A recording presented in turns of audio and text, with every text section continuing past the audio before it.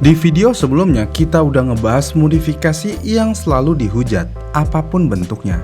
Tiba-tiba ada yang komen nih, bahas modifikasi yang dipuja-puja. Tapi maaf nih, lupa ke screenshot.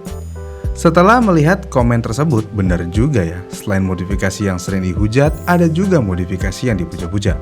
Ini bisa kita buktikan kalau modifikasi yang dipuja-puja itu ada dengan adanya tren senggol dong.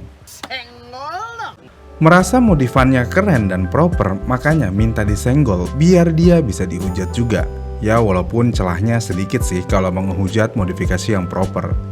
Dengan berbekal pengetahuan yang ada dan Google, di video ini kita mencoba untuk merangkum modifikasi yang dipuja-puja.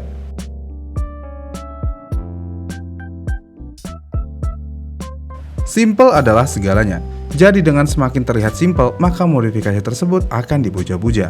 Ya minimal nggak buta warna aja. Jadi jangan pernah memodifikasi airbrush kayak gini. Karena berapapun biaya yang dikeluarkan untuk melakukan airbrush di bodi motor kalian akan tetap dihujat. Kalau mau repaint, ya mainlah repaint yang proper. Mulai dari warna yang sesuai dengan konsep modifikasi, kualitas cat itu sendiri yang biasanya yang mahal dan kualitas tukang semprotnya itu sendiri juga. Semakin kinclong dan bisa mendapatkan wet look, maka motor kalian bisa dipuja-puja. Keren banget bro warna catnya. Begitulah kalau kata pemuja kalian. Jadi singkatnya, usahakan warnanya hanya di 1 atau 2 atau maksimal 3 warna. Tidak ada stiker aneh, sebisa mungkin standar, pasti proper dan jauh dari hujatan. Dan mungkin kalau hasil akhirnya bagus, menjadi dipuja-puja.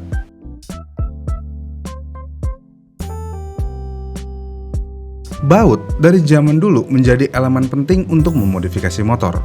Kalau zaman dulu, semua baut minimal diganti dengan pembentuk L. Entah kenapa kalau baut L itu proper banget.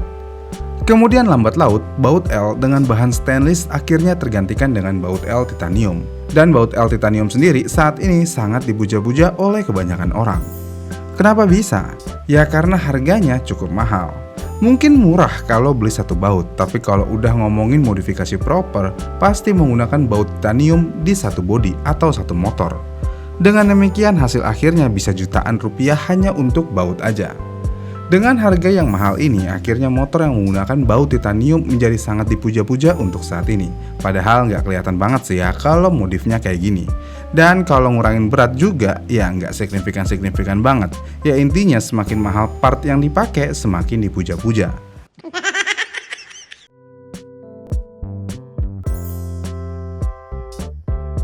Seperti yang sudah saya bilang sebelumnya, semakin mahal part kalian maka akan semakin dipuja-puja.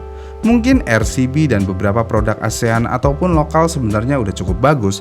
Namun kalau kalian ketemu ada yang pakai merek Eropa, contohnya Brembo, Rizoma, ataupun yang lainnya, yang pakai RCB dan beberapa produk ASEAN lainnya pasti akan memuja yang menggunakan produk Eropa.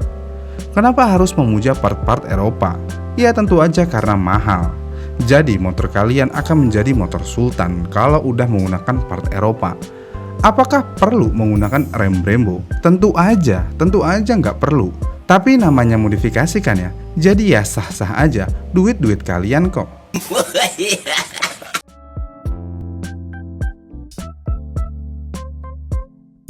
Sekali lagi, harga menentukan hasil akhir modifikasi kalian.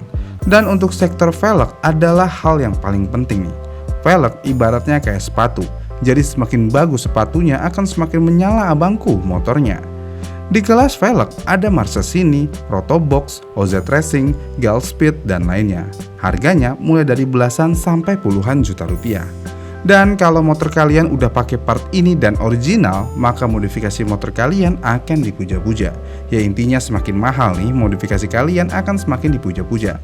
Tapi selain mahal, harus juga proper. Apa itu modifikasi proper? Secara teori, proper memiliki beberapa arti. Misalnya pantas, sopan, tepat, sampai rapi. Namun kasarnya nih, modifikasi proper itu harus sesuai dengan fungsi. Kalau racing look, ya pakai modifan yang sesuai. Kalau elegan, ya pakai modifan yang sesuai juga. Jangan mau modif elegan, pakai baut monel.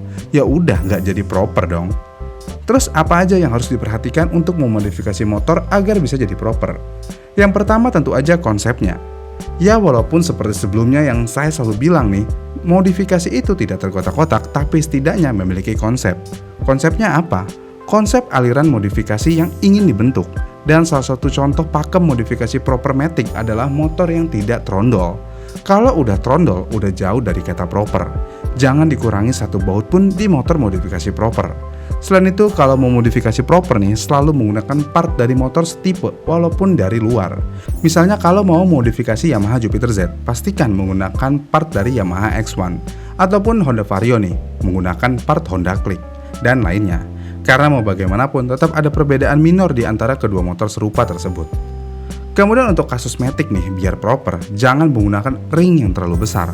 Usahakan naikkan ring satu tingkat di atas bawaannya. Misalnya kalau bawaannya 15 ya dinaikin jadi 16. Jangan dijadiin 17, pakai ban cacing lagi. Itu udah jauh dari kata proper. Kenapa? Ya karena fungsinya sudah jauh berbeda. Untuk ban 17 fungsinya ya udah hanya untuk gaya, ditambah lagi udah nggak jadi motor yang aman. Karena bannya tidak sesuai dengan standar pabrik lagi. Ingat, proper adalah tidak merubah motor dalam bentuk yang secara ekstrim. Kemudian untuk memodifikasi proper, di sektor mesinnya juga cukup sederhana, nggak yang ekstrim-ekstrim banget. Jadi masih aman buat harian dan touring. Dan yang pasti, modifikasi proper matic biasanya menggunakan knalpot standar alias tanpa bobokan apalagi knalpot racing. Ya intinya kalau modifikasinya mau dipuja-puja, tahu bagaimana caranya membuat motor enak dipandang. Jadi percuma aja nih, walaupun pakai Brembo, terus full titanium, namun motornya trondol, pakai airbrush yang berlebihan dan knalpot racing, ya tetap aja dihujat juga ujung-ujungannya.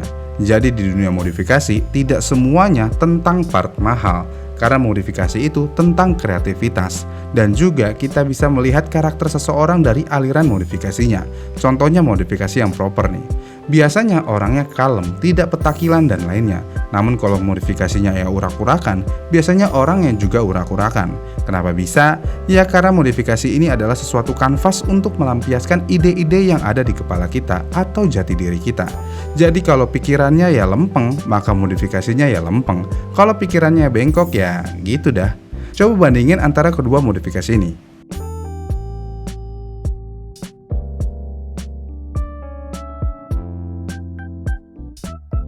Sama modifikasi ini.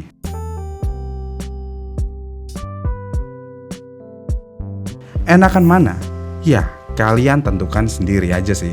Kalau saya pribadi ya mending yang proper. Kalau proper bisa dipuja di berbagai kalangan, muda ataupun tua. Kalau yang nggak proper atau urak-urakan nih, boro-boro dipuji. Paling cuman ngelus dada aja kalau ngelihat motor begitu. Dan itulah modifikasi yang dipuja-puja.